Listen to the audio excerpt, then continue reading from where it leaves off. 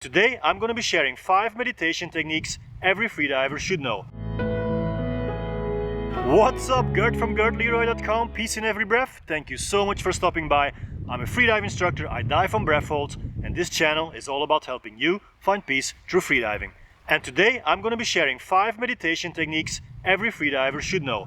So if you're new here, consider subscribing, hit the notification bell so you don't miss out on any of my future videos. Meditation technique number 1, visualize your dive. Now, visualizing your dive is probably the most powerful meditation technique, but also training technique, because basically you don't have to get out of your bed to visualize your dive. So it's kind of a lazy ass training technique, but it's the best one, because if your mind is prepared, then all that has to follow is your body.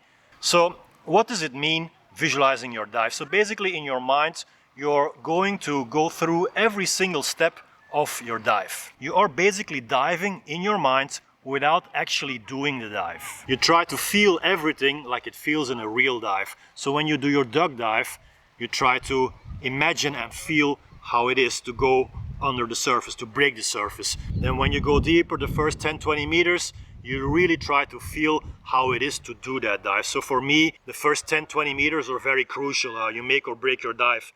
And usually it feels very, very good. And when I lay down on my bed and I imagine the dive, I just feel these awesome sensations. Then around 20, I take my full mouthful. So I visualize that. I don't necessarily have to take the mouthful while I'm laying in my bed, but I think about it. I visualize me charging my mouth fully.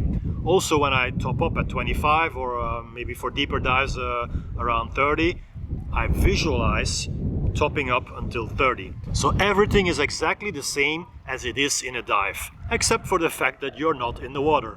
So when I start free falling, I put my thumbs in elastic bands I have around my thighs. So I imagine doing that. I imagine every single step, and then I basically just let go, start to free fall. All I'm doing now is free falling in my mind. And then I reach out for the tag, turn, and then I start the ascent. The first part of the ascent is the hardest one, because you have to fight the negative buoyancy. So I pay attention to the fact that I have to stay calm, not spend too much energy. All the things I do in the water, I do there in my bed, visualizing my dive, until I finally reach the surface.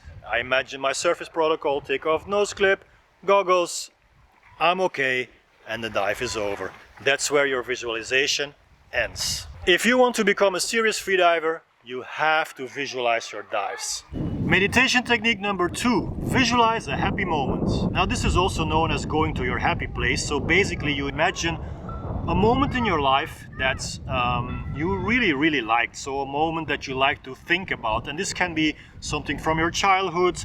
This can be something that just happens this morning. I mean, it can be anything. It can be something deep emotional, or it can be something very trivial, like eating a slice of cake. So when you go to your happy place, the idea of this is to forget about time. So you'll be so much sucked up in that moment that you like so much that you forget about everything else. And especially when you static breath holding, it makes you forget about time. But you can also use it on a deep dive, of course, or even during your breathe up. Why not? Now, if at some point in this happy place of yours, your mind would want to go somewhere else, and this can happen, then let it happen, let it go. So you don't have to force yourself into a specific thought pattern. Let your mind freely wander and going from one happy place to another, if that would be the case. Meditation technique number 3, the slow body scan. Now this is a nice one. A body scan is basically you going through all your body parts. Now, what does that mean? So let's say you start with your hands. You want to make sure that all tension is out of your fingers, out of your hands. So you can either just squeeze your hands a little bit, just to make sure that, okay, now I have the tension, and now I know when I feel this tension, I can release it. So you have to release all the tension out of your hands, and then you can proceed towards the forearm, your upper arm, your shoulder. Then from the shoulder you go over the neck, back to the other shoulder, to the other arm. Then you can start with the chest, go down to your legs, your calves, your ankles, your toes. Every part of your body you try to relax. Personally, I don't think you can use this on a deep dive, but if there is people who use it on deep diving, then let me know in the comment section. I would really like to know.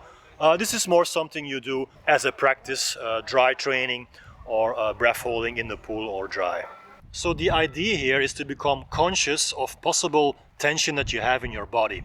If you realize that there is some tension in some body parts, then it is so much easier to loosen up, to relax.